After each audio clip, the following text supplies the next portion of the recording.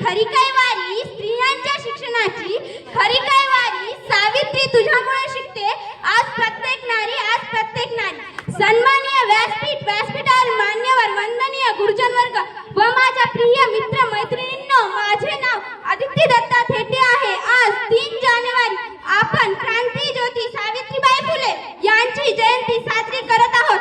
सावित्रीबाई फुले या भारताच्या पहिल्या महिला शिक्षिका आणि मुख्याध्यापिका होत्या. त्यांचा जन्म 3 जानेवारी 1831 रोजी सातारा जिल्ह्यातील नायगाव या गावी झाला. त्यांचा विवाह वयाच्या 9व्या वर्षी ज्योतिबा फुले यांच्याशी झाला.